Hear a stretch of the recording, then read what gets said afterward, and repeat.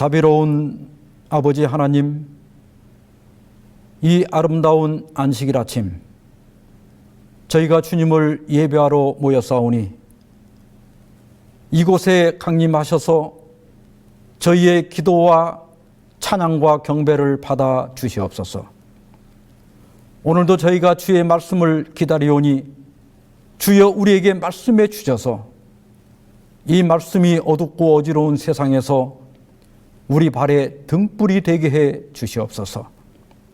이제 저희가 예배를 시작하오니 모든 순서를 통하여 오직 아버지 홀로 영광받아 주시옵시기를 예수 그리스도의 이름으로 기원하옵나이다. 아멘. 교동문 845장 신년. 그러므로 너희는 내가 오늘 너희에게 명하는 모든 명령을 지키라. 그리하면 너희가 강성할 것이요 너희가 건너가 차지할 땅에 들어가서 그것을 차지할 것이며 또 여호와께서 너희의 조상들에게 맹세하여 그들과 그들의 후손에게 주리라고 하신 땅, 곧 젖과 꿀이 흐르는 땅에서 너희의 날이 장구하리라. 내가 들어가 차지하려 하는 땅은 내가 나온 애굽 땅과 같지 아니하니 거기에서는 너희가 파종한 후에 발로 물대기를 채소밭의 댐과 같이 하였거니와 너희가 건너가서 차지할 땅은 산과 골짜기가 있어서 하늘에서 내리는 비를 흡수하는 땅이요 내 하나님 여호와께서 돌보아 주시는 땅이라. 연초부터 연말까지 내 하나님 여호와의 눈이 항상 그 위에 있느니라.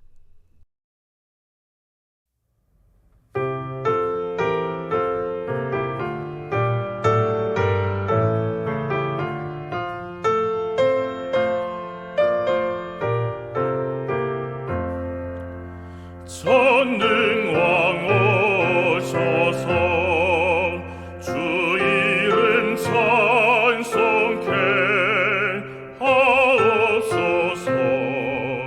영광의 아버지 승리 오셔서 우리를 다스려 주옵소서. 주 예수 우리의 기도를 들으소서. 택하신 백성을 복 많이 주시고 그 마음 거룩해 하옵소서. 보혜사오셔서 내 맘에 큰 증거 주옵소서. 능하신 힘으로 다스려 주시고 우리를 떠나지 마옵소서. 성삼위일체께 한없는 찬송을 드립니다. 존엄한 영광을 보게 해주시고 영원히 사랑케 하옵소서.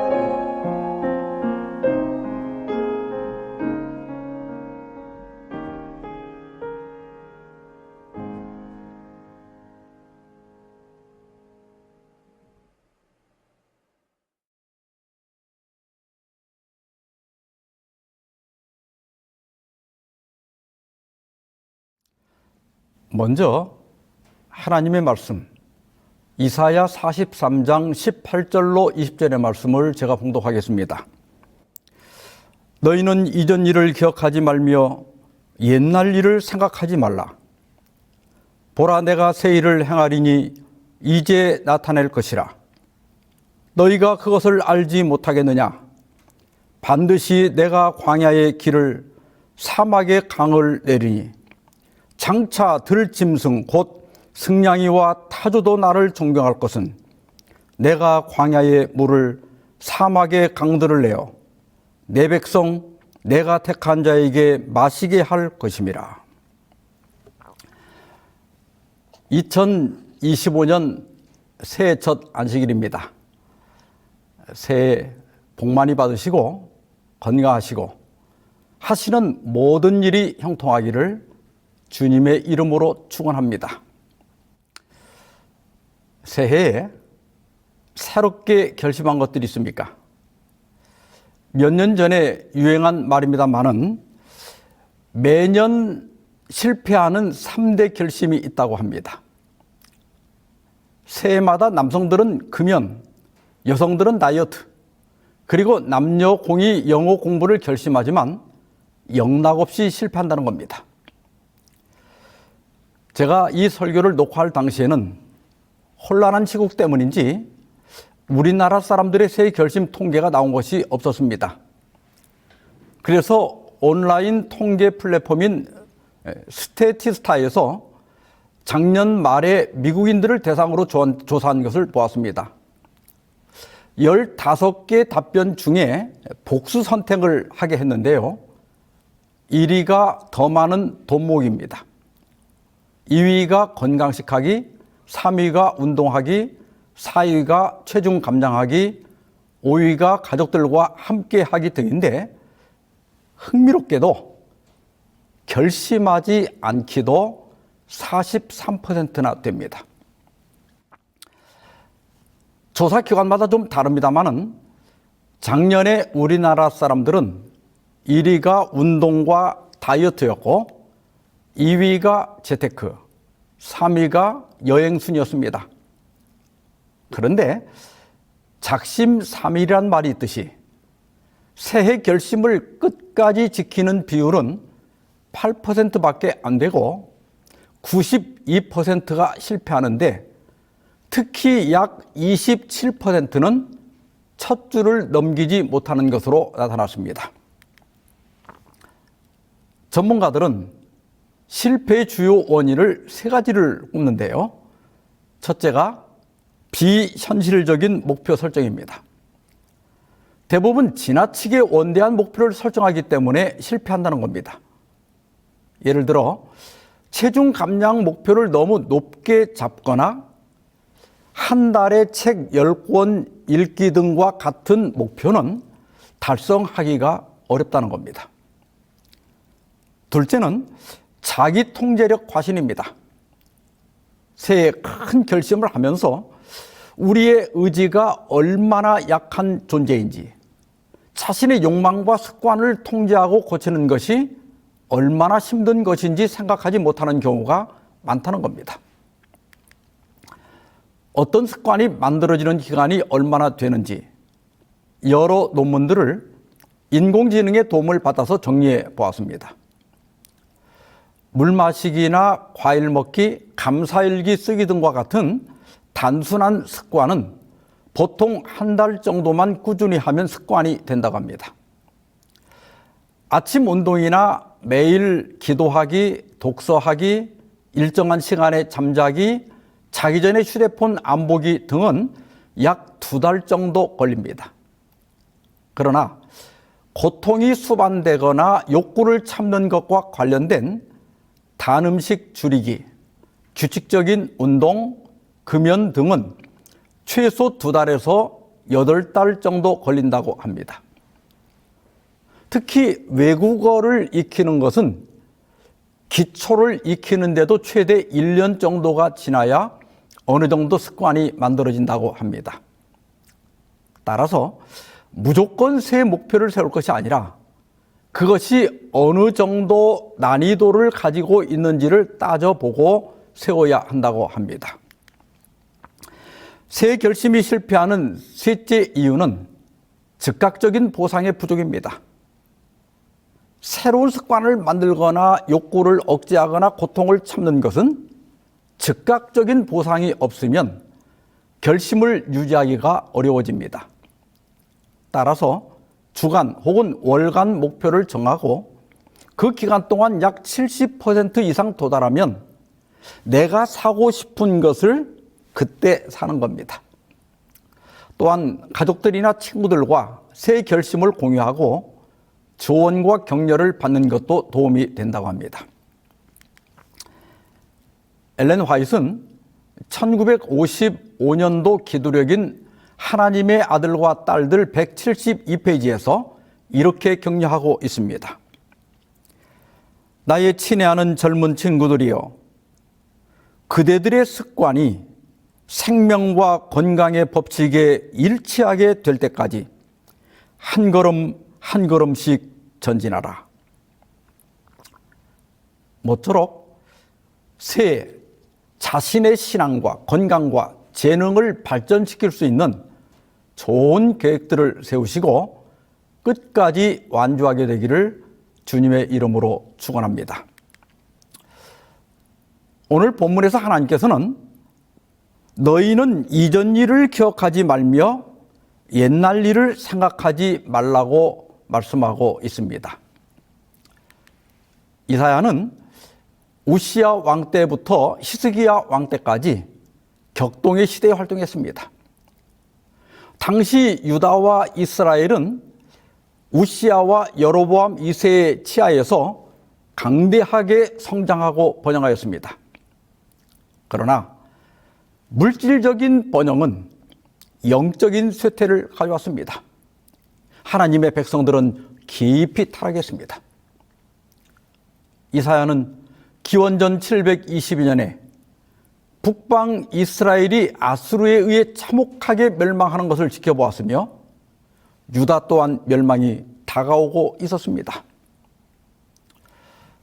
오늘 말씀을 준비하면서 해방 이후 지난 해까지 약 80년의 역사를 회고해 보았습니다.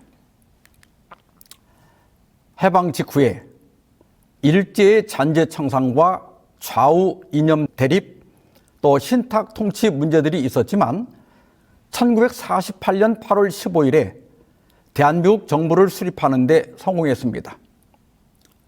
1950년 한국 전쟁으로 국토가 초토화되고 기반 시설이 파괴되었지만 국제사회의 원조와 전후복구 사업을 통해서 극복해냈습니다. 그리고 권위주의 정권과 군사 정권이 들어섰지만 1960년 4.19 혁명, 부마항쟁, 5.18 민주화운동, 1987년 6월 항쟁 등을 통해서 민주화를 이루어냈습니다. 1990년대 이후에는 IMF 외환 위기와 글로벌 금융 위기, 그리고 코로나19 팬데믹 등이 있었지만은 금모으기 운동과 첨단 산업 육성, 그리고 지역 공동체 연대를 통해서 잘 헤쳐나왔습니다. 경제도 경제개발 5개년 계획 등에 힘입어서 1953년에는 1인당 GDP가 67달러에 불과했으나 1994년에 1만 달러를 돌파했고 작년에는 약 3만 6천 달러로 전 세계에서 30위를 차지했습니다. 대만이 34위고 일본이 36위, 중국이 70위입니다. 우리나라가 일본을 추월한 겁니다. 정말 자랑스러운 대한민국입니다. 그런데 우리나라 최근 정치 상황을 보면 어느 노 교수의 지적대로 증오의 정치를 넘어 야수의 정치를 하고 있고 해방 직후보다 더 위험한 상황에 와 있는 것 같아서 안타까움을 금할 수가 없습니다. 국무조정실의 의뢰를 받아서 단국대 분쟁해결연구센터가 수행한 사회적 갈등으로 인한 경제적 비용 분석을 보면 조사를 시작한 1990년부터 2022년까지 23년간 사회적 갈등 비용이 2,600조 원이 넘는다고 합니다. 우리나라 GDP의 10%나 됩니다. 그동안 열심히 일해서 이제 살만한데 이제는 싸우는데 막대한 돈을 쓰고 있는 겁니다. 그중에 이념 갈등이 75.4%로 압도적으로 많고 그 다음 노동 갈등 비용이 11.7%, 계층 갈등 비용이 7.3%, 지역 갈등 비용이 2.9% 순입니다. 우리나라가 아직도 분단 국가이기 때문에 이념에 민감할 수밖에 없을 겁니다. 그러나 많은 학자들은 우리나라 이념 갈등이 이렇게 커지는 이유는 정치가 이념 갈등을 조정하고 해소하는 대신에 오히려 부추겼기 때문이라고 지적하고 있습니다. 그러면 이렇게 혼란한 시국에서 우리 그리스도인들이 할 일은 무엇일까요? 하나님께서는 너희는 이전 일을 기억하지 말고 옛날 일을 생각하지 말라고 말씀하십니다. 잘했든 잘못했든 과거가 중요한 것이 아닙니다. 지나간 것은 지나간 대로 두어야 합니다. 과거에서 교훈을 얻되 과거에 집착할 필요는 없습니다. 그러면 우리 그리스도인들이 할 일은 무엇일까요? 디모데전서 2장 1절 2절입니다.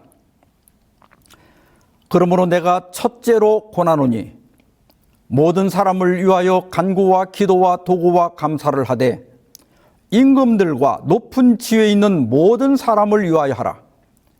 이는 우리가 모든 경건과 단정함으로 고요하고 평안한 생활을 하려 함이라. 사도 바울은 모든 사람들을 위하여 기도하되 특히 나라의 위정자들을 위해 기도하라고 권고합니다. 위정자들이 올바른 정치를 해야 나라도 평안하고 우리 그리스도인들이 안정된 신앙생활을 할 수 있기 때문입니다. 여러분은 기도의 능력을 믿습니까? 만일 우리의 기도가 아무런 효과가 없다면 사도 바울이 이런 권면을 하지 않았을 겁니다. 느부갓네살 왕이 7년간의 정신질환에서 회복되고 다시 통치권을 회복한 후에 하나님에 대해 어떻게 말합니까? 땅의 모든 사람들을 없는 것 같이 여기시며 하늘의 군대에게든지 땅의 사람들에게든지 그는 자기 뜻대로 행하시나니 그의 손을 금하든지 혹시 이르기를 네가 무엇을 하느냐고 할 자가 아무도 없도다. 이 세상 역사가 어떤 영웅이나 지도자나 혹은 대중의 뜻에 따라 돌아가는 것처럼 보이지만 그러나 하나님은 땅의 모든 사람들을 없는 것 같이 여기신다고 했습니다. 우리 인간들이 하나님의 뜻을 잠시 지체시킬 수는 있지만 막을 수는 없습니다. 결국은 하나님의 뜻이 이루어집니다. 따라서 우리는 기도해야 합니다. 증언보감 2권 321페이지에 이런 말씀이 있습니다. 사람의 곤경은 하나님의 능력 행사를 위한 좋은 기회이다. 예수님과 제자들이 배를 타고 게네사렛 동부 해변으로 가고 있을 때 갑자기 광풍이 일어나서 큰 파도가 밀려왔습니다. 어부 출신인 제자들은 배를 구하기 위해서 할 수 있는 모든 방법을 다 써봤지만 배가 침몰할 지경이 되었습니다. 그때서야 제자들은 잠들어 있는 예수님을 깨웠습니다. 예수께서 일어나 바람과 물결을 꾸짖자 이내 잔잔해졌습니다. 사람의 곤경은 하나님의 능력 행사를 위한 좋은 기회입니다. 예수 그리스도는 어제나 오늘이나 영원토록 동일하신 분입니다. 지금 이 한말로 우리가 예수님을 찾을 때입니다. 하나님께서는 아브라함에게 너희의 고향과 친척과 아버지의 집을 떠나 내가 네게 보여줄 땅으로 가라고 지시하시면서 이렇게 말씀하셨습니다. 너를 축복하는 자에게는 내가 복을 내리고 너를 저주하는 자에게는 내가 저주하리니 땅의 모든 족속이 너로 말미암아 복을 얻을 것이라 하신지라. 하나님께서는 당신의 백성을 축복하는 자에게는 복을 내리고 하나님의 백성을 저주하는 자에게는 저주하겠다고 말씀하셨습니다. 실제로 기독교가 번영한 나라들이 부강해진 사례들이 많습니다. 과거 유럽이 그랬고 미국이 그랬습니다. 우리나라도 기독교가 부흥할 때 경제 또한 발전했습니다. 사실 기독교가 우리나라에 기여한 바가 매우 큽니다. 학교와 병원을 세워서 국민들의 교육 수준과 건강 상태를 개선하는 데 큰 역할을 했습니다. 또한 3.1운동과 같은 독립운동에도 중요한 역할을 했으며 정치적 민주화 과정에서도 중요한 기여를 했습니다. 또한 고아원, 양로원 그리고 각종 복지기관을 통하여 사회적 약자와 복지 수준 향상에 기여했습니다. 또한 기독교는 한국 사회의 도덕적 가치관 형성에도 큰 영향을 미쳤습니다. 사랑, 나눔, 봉사 등의 가치가 널리 퍼지면서 개인과 공동체 간의 유대감을 강화하는 데 큰 기여를 했습니다. 그런데 언젠가부터 나라 살림이 부유해지면서 기독교를 무시하고 조롱하고 오히려 무력화하라는 경향이 나타났습니다. 기독교적 윤리관과 가치관이 붕괴되면서 사회적 갈등은 커졌고 사람들은 더 악해졌으며 80년 전 저 해방 직후로 돌아가 다시 이념 갈등으로 국론이 분열되고 온 국민들이 4분 5분 되고 말았습니다. 시대소망 306페이지입니다. 성령의 감화심에 응답하는 심령은 하나님의 축복이 흘러가는 통로이다. 만일 하나님을 섬기는 자들이 세상에서 제거되고 당신의 성령이 사람들 가운데서 물러나신다면 이 세상은 사단의 통치의 열매인 황폐와 파멸에 빠지게 될 것이다. 악인들은 비록 깨닫지 못할지라도 그들이 이 세상에서 누리는 이생의 축복까지도 저희가 멸시하고 압박하는 하나님의 백성의 덕을 잇고 있다. 저는 이 말씀을 믿습니다. 그동안 우리나라가 한강의 기적을 일궈내고 이만큼 잘 살게 된 것은 이 나라 백성들이 즐겨 하나님을 받아들였기 때문이라고 믿습니다. 1950년 한국 전쟁 이후 70년 이상 평화가 유지된 것도 이 땅에 750만 명의 하나님의 백성들이 살고 있기 때문이라고 생각합니다. 우리가 아니면 이 나라, 이 민족이 황폐와 파멸에 빠지게 될 것을 기억해야 합니다.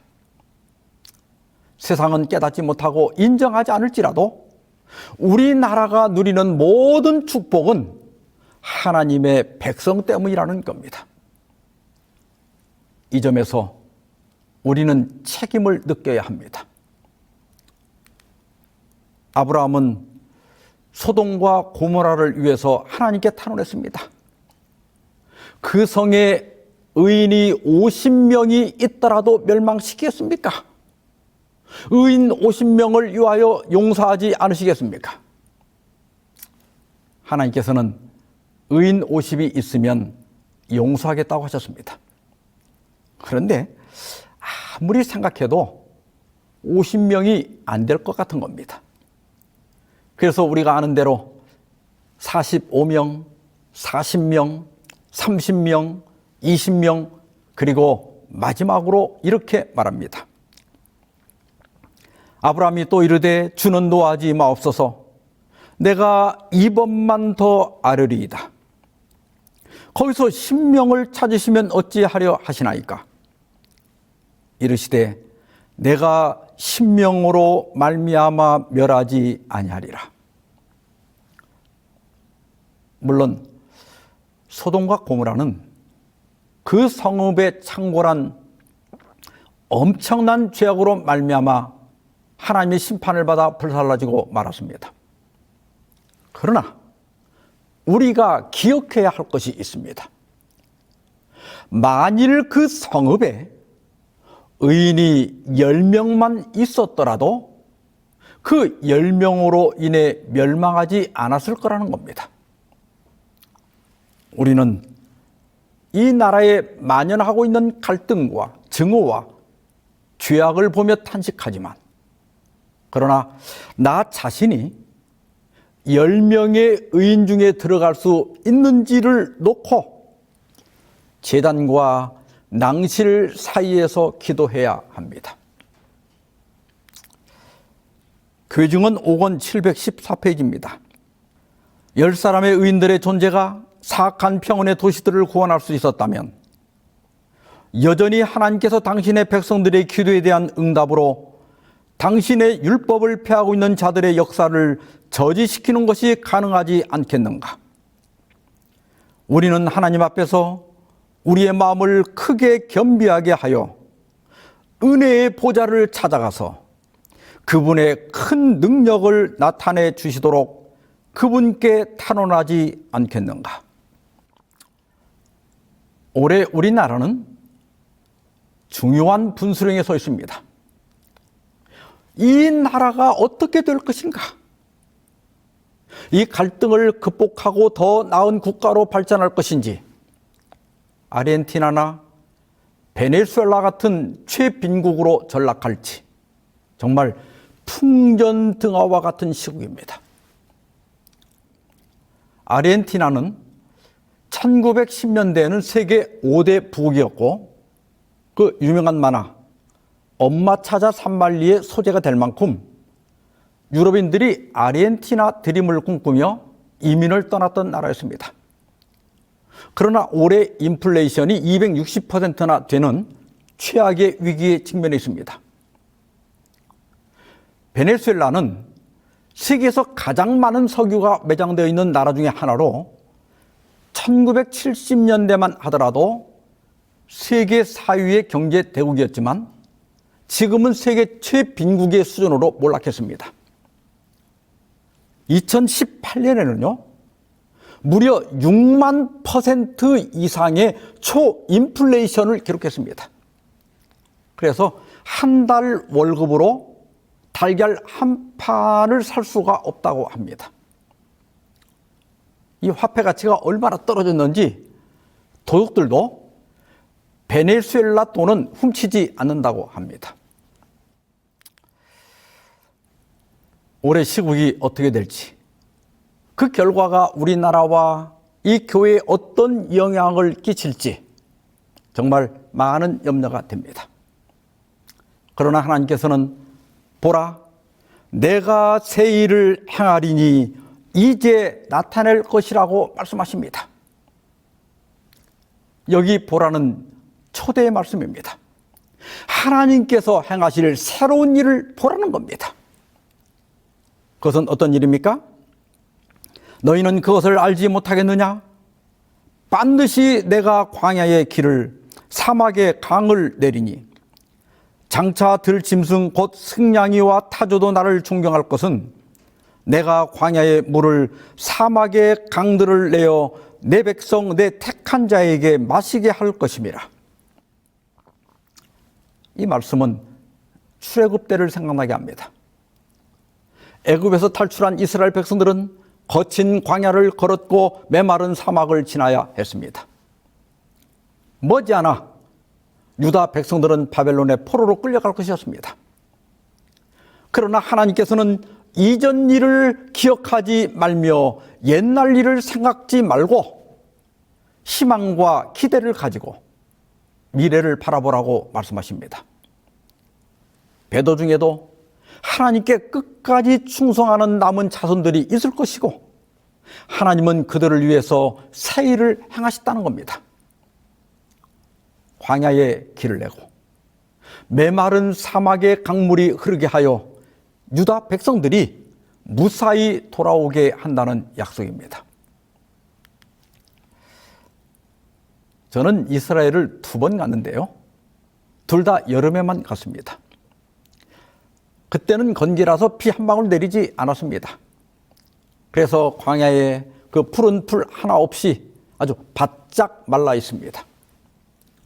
그런데 우기에 다녀오신 분들의 이야기를 들어보면 그때는 천지가 개벽을 한다고 합니다. 우기가 되어서 비가 내리면 그 바짝 마른 광야와 사막이 푸른 풀과 꽃으로 덮인다고 합니다. 우리 찬미가 485장에 사막에 샘이 넘쳐 흐르리라 사막에 꽃이 피어 향내 내리라. 2절에도 사막이 푸른 숲이 되리로다. 사막에 예쁜 새들 노래하리라. 이 찬미 그대로 된다는 겁니다. 하나님이 하실 새 일이 바로 이런 것입니다. 번기의 메마름과 먼지와 황량함을 걷어내고 온 세상을 푸른 풀과 꽃과 향기로 덮는 것입니다. 올해 하나님께서 우리 나라를 위해 새 일을 행하시기를 기도합시다. 또한 우리 교회를 위하여 새 일을 행하시기를 기도합시다. 그리고 여러분의 삶과 가정에 또 하시는 사업에도 새 일을 행하시기를 기도합시다. 지난 해의 아픔과 실망과 후회를 기억하거나 생각하지 말라고 말씀하십니다. 왜냐하면 하나님께서 새 일을 행하실 것이기 때문입니다. 하나님은 새로운 일을 하시기를 좋아하십니다. 그래서 시편 기자는 새 노래로 하나님을 노래하라고 했습니다. 하나님은 교회와 새 언약을 맺겠다고 말씀하셨습니다. 또 새 영을 주겠다고 약속하셨습니다. 또한 예수님은 새 교훈을 말씀하셨고 누구든지 그리스도 안에 있으면 새로운 피조물이 됩니다. 그리고 마지막에는 만물을 새롭게 하겠다고 하셨습니다. 하나님은 새로운 방식으로 일하기를 좋아하십니다. 노아에게 땅에 큰 배를 만들라고 명령하신 것은 새로운 일이었습니다. 여호수아에게 여리고성을 매일 행진하여 무너뜨리라는 것은 검증되지 않은 파격적인 군사 전략이었습니다. 엘리야가 시리아 장군 나만의 나병을 요단강에 7번 씻어 치료한 것도 새로운 치료법이었습니다. 예수님께서 무리를 걸으시고 빵 5개와 물고기 2마리로 5,000명을 먹이신 것도 새로운 일이었습니다. 성령께서 120명의 신자들에게 바람과 불로 역사하신 것도 새로운 일이었습니다. 베드로의 그림자가 병자 위로 지나갈 때 기적이 일어난 것도 새로운 일이었습니다. 하나님은 새해 우리나라와 우리 교회와 우리 회사와 우리 가정에 새로운 일을 행하실 것입니다. 물론 여기에는 조건이 있습니다. 그것이 무엇일까요? 하나님께서 우리를 위해 새 일을 행하시도록 허락하는 겁니다. 우리가 가보지 않은 곳으로 가려면 한 번도 해보지 않은 일을 해야 한다는 말이 있습니다. 하나님의 새 일을 경험하려면 우리가 한 번도 가보지 않은 곳으로 하나님께서 우리를 인도하시도록 허락해야 합니다. 그것이 바로 믿음입니다. 히브리서 기자는 믿음은 우리가 바라는 것들에 대하여 확신하는 것이며 보이지는 않지만 그것이 사실임을 아는 것이라고 했습니다. 우리가 믿음으로 하나님께서 새 일을 하시도록 허락할 때 분명히 새 일이 일어날 겁니다.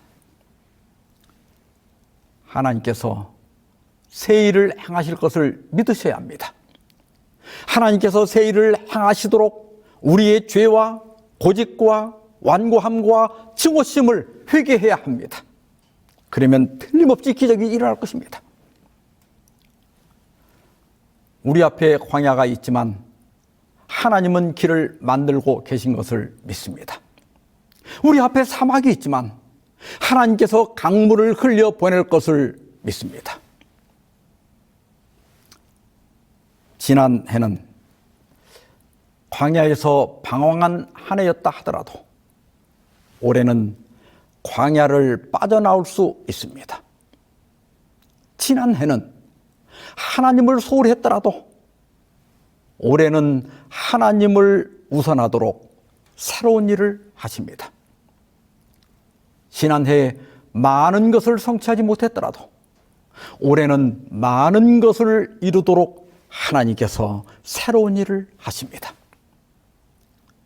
지난해에는 하는 일마다 실패했더라도 올해는 형통하도록 하나님께서 새로운 일을 하십니다. 지난해 사고를 당하고 아팠더라도 올해는 안전하고 건강하도록 하나님께서 새로운 일을 하십니다.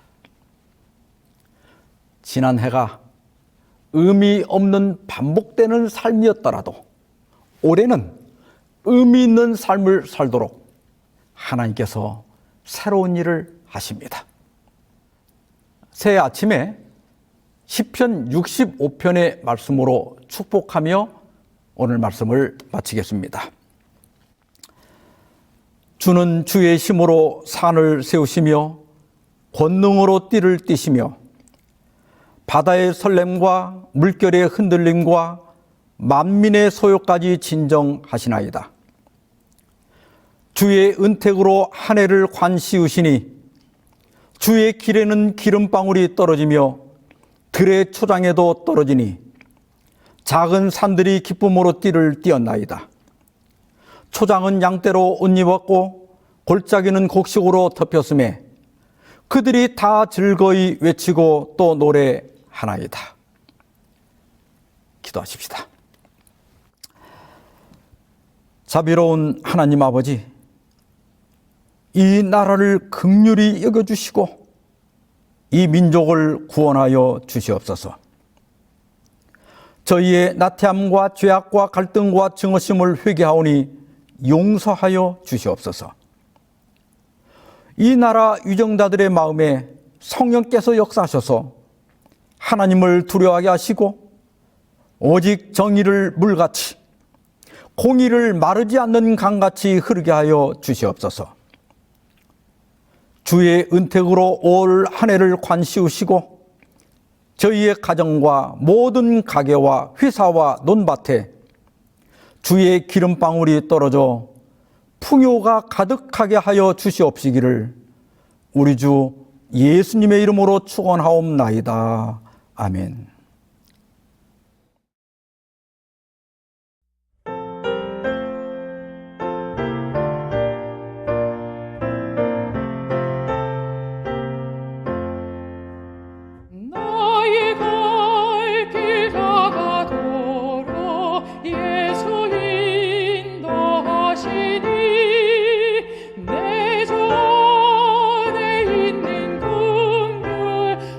어찌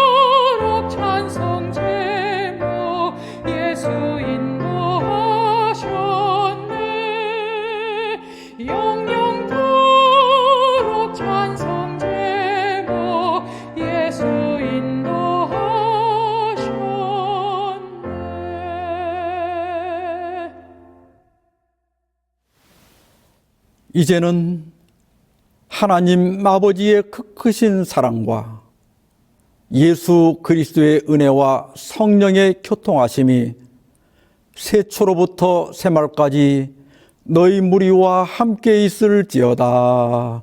아멘.